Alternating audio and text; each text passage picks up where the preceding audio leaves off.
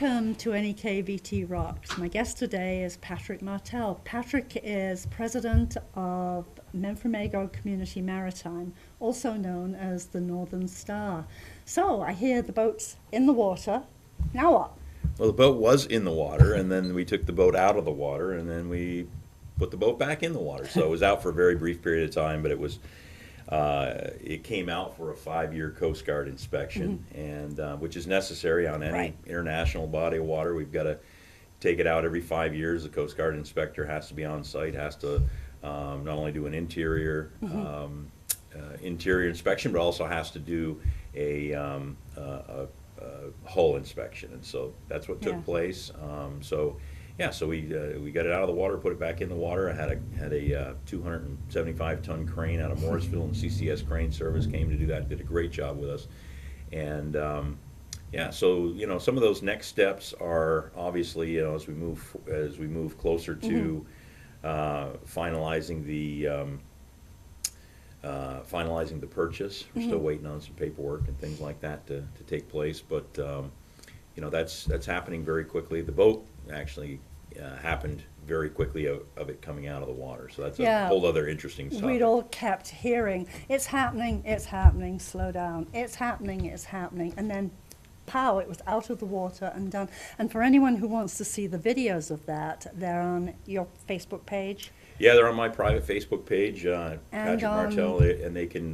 They're on Memphremagog Community Maritime as a page. They can, and the link will be like at the and end subscribe of this. And do all that stuff in there for sure. And that's worth watching. That was incredible. Yeah, there was a bunch of our board members were there shooting video from different angles and all that stuff, and to see a boat fly through the sky, it was 118,000 pounds flying through the air. It's just massive, and that crane was massive. Yeah, it's a pretty impressive crane. It was a $2 million crane. I mean,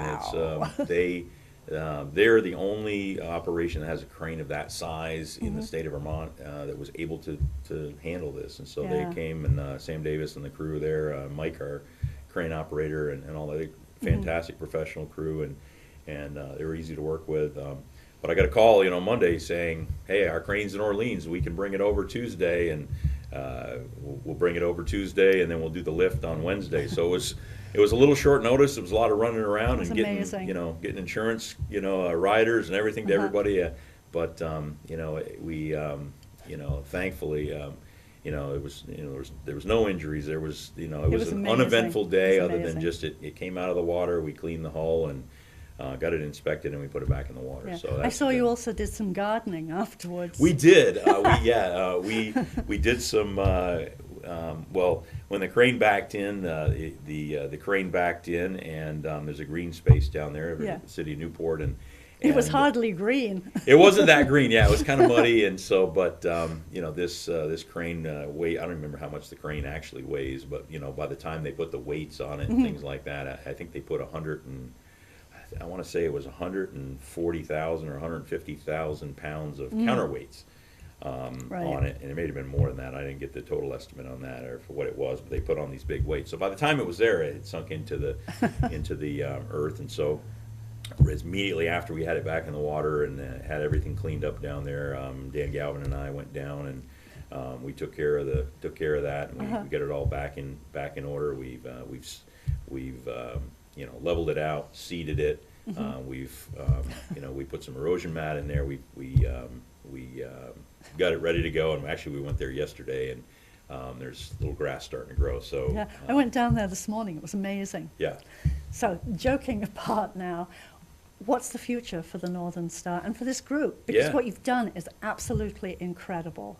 Well, it's the going forward is we've been 19 months on this when we first started coming together, and so 19 months with a lot of board members that have been there since the very beginning, and now where we go from here is we still have to, like I said, we still have to finalize the purchase of the boat, which is very close. We're probably within a week or two of that happening, and there'll be a big announcement for that. So we'll let the media know, and it's a great package that we've put together for that. So I can't wait to tell the story, and I can't wait to share that with everyone. But so that's still pending. But Beyond that, I think is once that's completed, then really the real work begins, where the boat becomes a tour operation like it was before, where it still provides private tours and scenic tours as it did in the past. But then we move into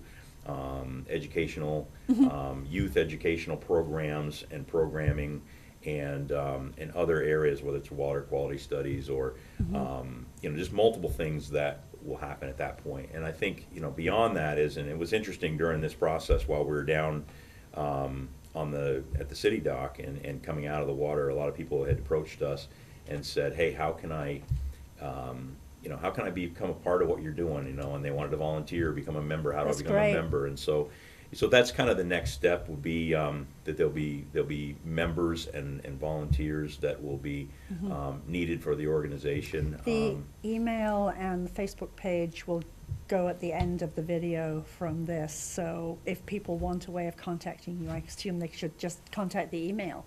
Through the email they can contact the email. The website for us at Memphremagog Community Maritime right now, it's mcm-vt.org, I think it is. But it's just a placeholder for right now. It has been since this whole process has taken place. That'll morph into a real robust tour site, educational site, events, letting people know what's happening on it. This year, it'll probably be a very light schedule. Sure. We're still working on captains to captain the boat and so on. And because it's late in the season, they've already got captains gigs in other places. So we're still working on that. But I think the next step is people just raise their hand and say, hey, I'd like to be a part of what you're doing. And so they can reach out to us, with the info on the end of the video and let us know, hey, I've got some interest, what can I do? And just let us know what your skill sets are. Right. Well, there's also a whole bunch of different ways for people to be involved, I assume. There are those who have knowledge of boats, and they'd be really welcome. There are those who would like to be either a tour guide, so they have knowledge of the lake, or are willing to serve food on the boat, because I assume there will be food, as there was before. I mean, it's a little bit of everything, from entertainment to, we've had some entertainers that have reached out to us and said, they've performed on the boat in the past and would love to come back, and we'd welcome that. And some of them I've seen, and they're fantastic. And so, we, love to see that. And from, food service and tourism and hospitality. I mean, there's people in the industry that would like to be involved, and why not be on the lake? It's gorgeous out there. So, what about the education piece? How can people be involved in that? Do you know what you even need yet? Yeah, I don't at this point. I mean, I think that's still kind of in the planning phases of that. We have some ideas that we're working on there, but I think that the need of the other groups that are involved, and there's other groups that have programs and projects already that want to utilize the boat as their floating classroom, and so it's a partnership become fabulous, public and nonprofit organ, so a public-private partnership where they come together. And when you were here before, MWA, Memphremagog Watershed Association, and MCI, which is the Quebec equivalent, were interested in partnering. I assume that's still true. And we have one of our board members, Doug Coots. Doug's done some. He's a professor at Auburn University, and he's up here in the we did a show with him. Did a show with Doug, and so he's fantastic, and he's voiced some of that he's met with some of them, and so he's really working with our group there to move some of that forward and see what programming needs they would have on both sides of the border. And now with the new app that's come out as far as check-in, and we're not sure how we're going to use that yet, but I think it's a great tool. I don't think anybody knows how they're going to use that yet. I saw it was a great rollout. I mean, the city rolled it out with border patrol and all that, and I think that's going to be helpful. And so we don't know what that looks like still on the other side of the border. Is still maybe Vermont Land Trust, which is doing some kinds of youth education there. I mean, they have a project which is like a big community garden. They might be interested too, because they have access to the beach and they have canoes and camping there. I mean, your organization might be a perfect match. Yeah, I mean, there's lots of, if you've got an organization that that you're thinking about, how can I do more with the lake? There's been many, many studies. I think there was 9 or 10 studies. I was in a meeting a few days ago or a week or so ago, and it's been all these studies. And it's funny because at the end of each one of these studies, feasibility studies, it comes back and it says, do you realize that your greatest asset is the lake? Right. And no kidding. Like, I mean, the lake's there. So we're pointing back to the lake. But there's many organizations that are focused on that. I mean, the things that are happening at what's the farm place over there called? Green Mountain Farm to School? No, Tracy. That's Vermont Land Trust, Bluff Farm. Yeah, Bluff Farm. So yeah. with Tracy Shaw and them, I mean, they're doing some amazing things over there. Yeah, and so, they're looking not only at the land, for the farm itself, but how the lake plays into that. Right. And so there's organizations that are already doing things where the lake is a focus, and the things that are happening around City of Newport and some of the businesses that sit on the lake. They're starting to kind of turn back around and look at the lake. And so, we're there on the water, with the boat. And so I think, a lot of that focus will come back into that. One of the things that the boat has that none of the other organizations do, and there are lots of organizations that work on the periphery of the lake, the boat can go way out. And somebody, I guess it may have been the last time you were on, or it may have been one of the meetings, public meetings I attended, that talked about being able to use the boat as a resource to go deep into the water, so people could dive off it and do some of the studies, because nobody really seems to know what's down there. Right.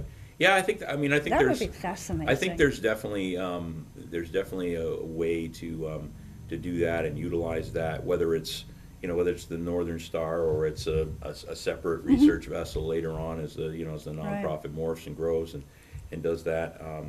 But Memphremagog Community Maritime is about maritime study. It's about history. It's about so many things, including the vessel itself. The vessel's kind of just it's a point where it gets people out there. But it's it's interesting in the past when Tony Pomelo had sponsored a lot of the third grade tours for the third graders to go out and do plankton study and do just different things when they went out there. And for some of those kids, it was the very first time that they'd ever been on the lake, Lake Memphremagog, and they talked about, man, it was amazing, it was beautiful. And so you'd hear these stories of you'd watch the little kids on.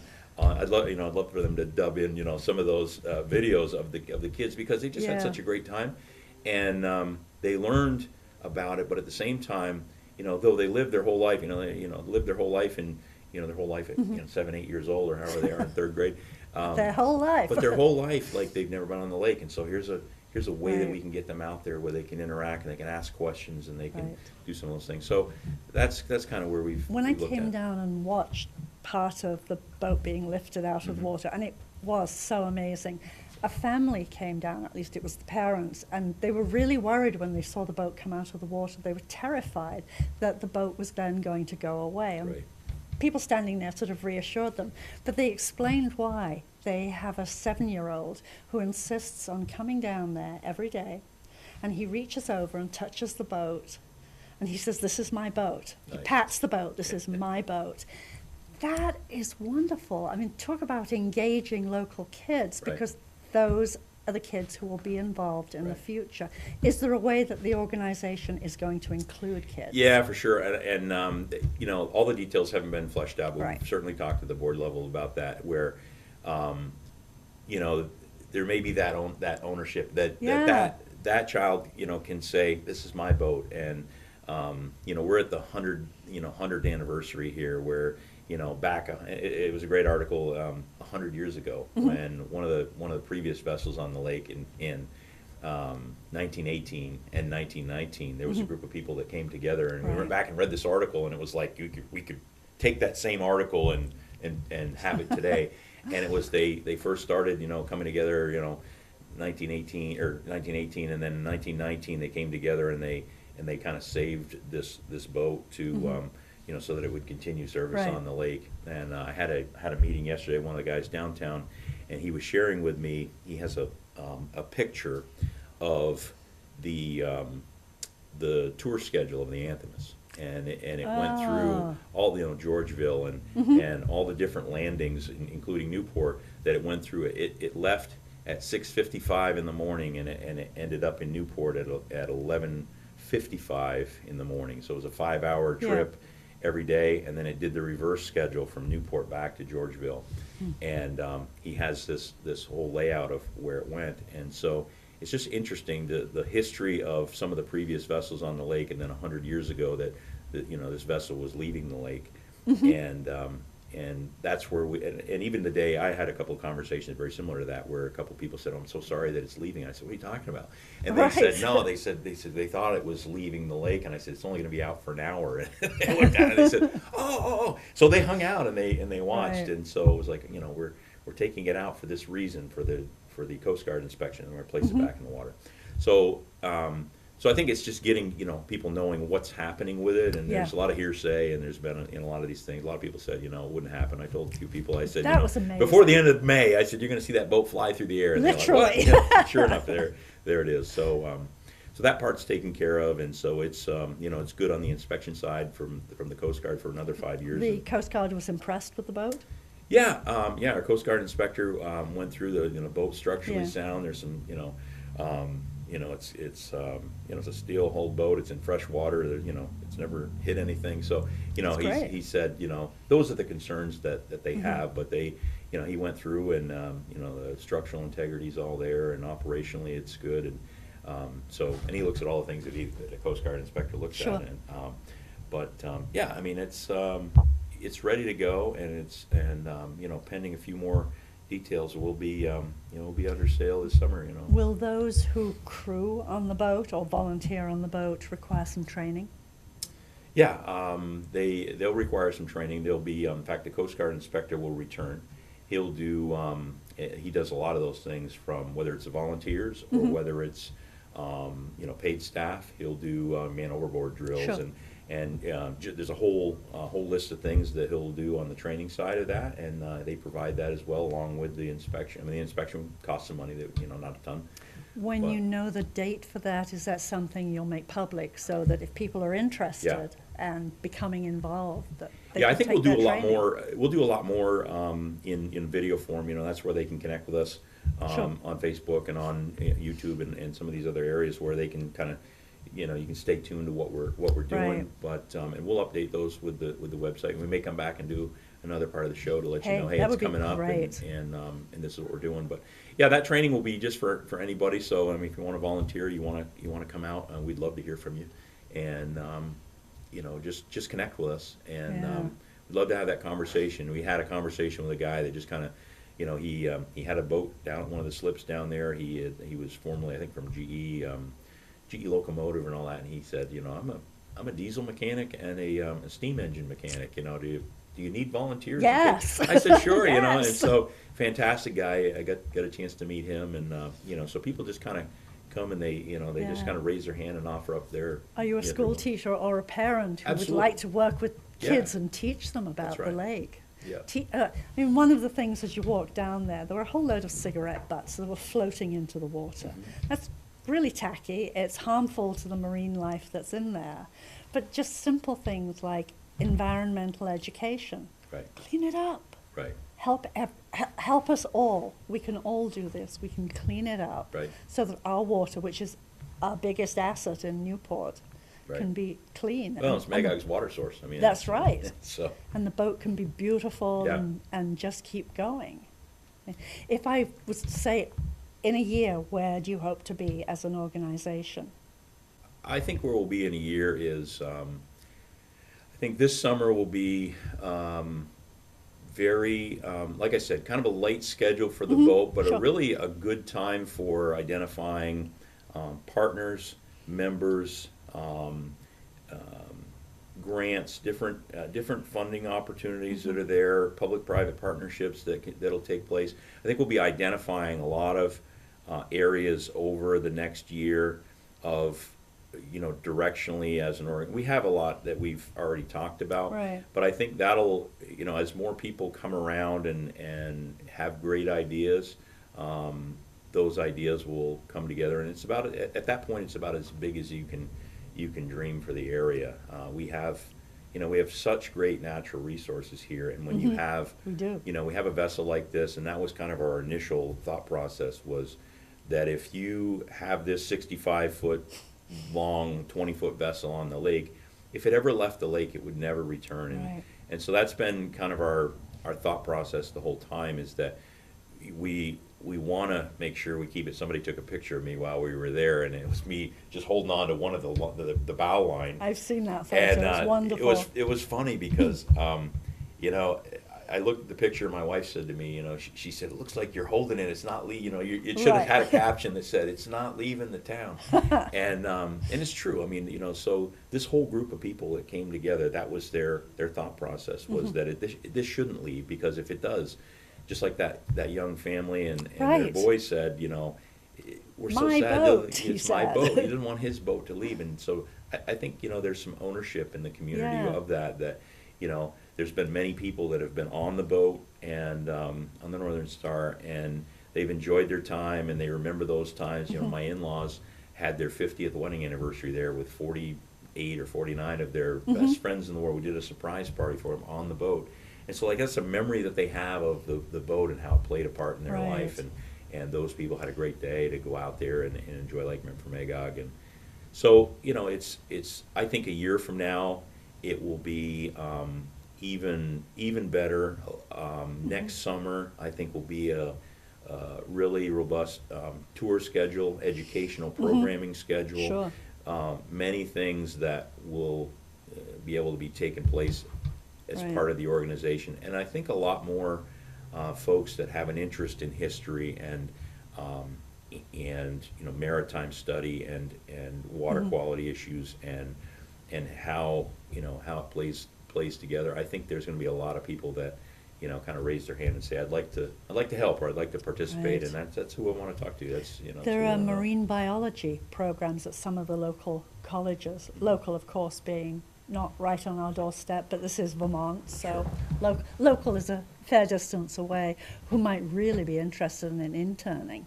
Oh yeah, and we've had one a good friend of mine downtown. His daughter went to school. She's a marine biologist. She lives here, and so she's said, hey, I'd like to participate or volunteer. Oh, that's great. So she's already gone through that in her schooling, and but doesn't have a huge outlet for that in marine biology studies necessarily here, but wants to bring some of her knowledge to the area and maybe help set up the programs. Yeah, and so I don't know where that goes, but it's having great people that they can say, this is my skill, and a couple of years ago there were events on the boat where it didn't leave the dock. Is that something that you'd consider doing again? They were a lot of fun. Yeah, I think so. The having the event at the dock is whether or not it can be on the dock or on the boat is there's some issues as far as event planning and getting a permit and things like that. If it's on the boat, it's one thing. If it's on the dock, it's another thing. So we're just getting clear with what's the expectations are. But I think a lot of those events on the boat, they could take place while it's tied up and as a space to have it and just a there were sort of floating concerts before the boat didn't leave the dock. Food was brought on, and there was already wine and beer there for anyone who wanted it. But they were lovely. It was just really nice sitting, because you have the fresh air and even if you're just sitting there and it's at the dock, that's right. You're looking out at. You're looking out, straight up the lake, and you're looking at Owl's Head, and it's beautiful. So whether it's tied up at the dock or whether it's underway, it's a there was a sort of nice small party space as well, and remember a birthday party there and something else. I thought, this is a really great idea. And so there's lots of those things that we can do. So the only limit really is your imagination. Pretty much. How's your imagination? My imagination pretty wild, right? My imagination is pretty good, but I know that with a group of people that come together, like that group think, and that everyone's imagination coming together. It's funny. One of the guys and I were talking the other day. This is after the were seeding the grass and all this stuff, and we were talking about just some ideas, and so we started brainstorming, and he brought up one thing, and I brought up another, and when you get some people together thinking that way, it's how it's how big can you dream, and how can you put something together? Everything that's ever been created has come about because somebody started thinking, and they started talking, and they started dreaming something. So, I mean, that's the kind of the play of the entrepreneur. They we drive, cars today that people dreamed up, and it was a sketch pad. Exactly. And clearly not starting with a lot of money isn't a deterrent, because when you guys came together, you had zero money. Mm-hmm. And you've managed to raise enough money to buy the boat, and that's just locally. Yeah, absolutely. Yep. So, funding programs, keeping it going. I think it's believing in the cause, right, and realizing that if the cause is worthy, mm-hmm. then you'll step out and you'll ask for other people to participate in the cause mm-hmm. that you feel is worthy, and if they feel that it's a worthy cause for them, they'll support it all day long. And that's been our business owners, that's been our people that have supported us, and they caught the vision of what we were talking about, and because of that, financially they stepped up and they helped, and we're very thankful for that. I mean, it's pretty amazing. Yeah, it's been amazing. And it's community investment. Mm-hmm. I mean, what's the spirit of Newport? Isn't that on the logo for the city? Something about that? I think it is. Yeah, it could be. That the city logo is the Antimus, mm-hmm. and underneath, or Lady of the Lake. Yeah. And I think it says somewhere, Spirit of Newport. So this is the Northern Star. Right.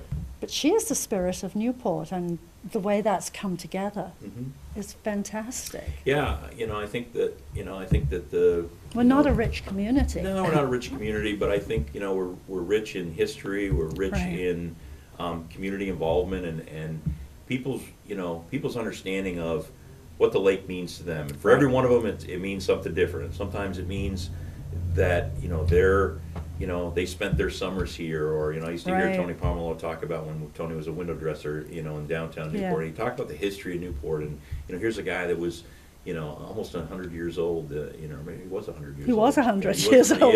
His centennial was his centennial was before.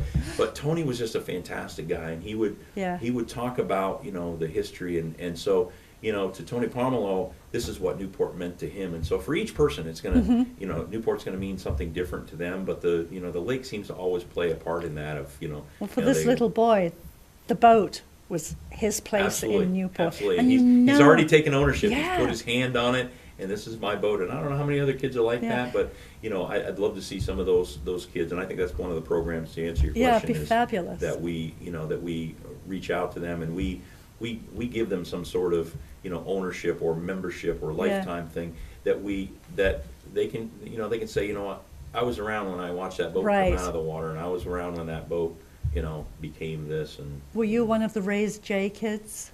Was I? Mm. No, I grew up in Chittenden County, so we can't even talk about it. There are a lot of adults in the Newport area who still have little cards that say Raised J. Oh yeah. That's important. Yeah, absolutely. So, Steve Wright's done a fantastic job with that. Exactly. That was way before Steve. Oh yeah. That started. Yeah, it was Raised J, and Raised J, and he's Steve's now J. It's fantastic. It can be the same thing. Yeah. The Northern Star, flying the Northern Star, whatever you want your little card to say. But it's great. It's a community-owned boat. We are about out of time. No worries. I had heard actually a brilliant suggestion just before we went on the air, which was that the next time we do this, we do it actually on the boat. Oh, absolutely. How would that be for you? I would love that. I think it'd be fantastic, and it's always better to to see what you're talking about. Absolutely. And experience, walk around and put your hand on the railing and all that stuff. Then we're kind of sitting in this sterile environment, and we've got these talking heads. Sure. Yeah. So I would love to do that. That would be great. Okay. It's a date. I don't know when that date is, but that's what we'll do. Yeah, perfect. Thank you for coming. Absolutely, my pleasure.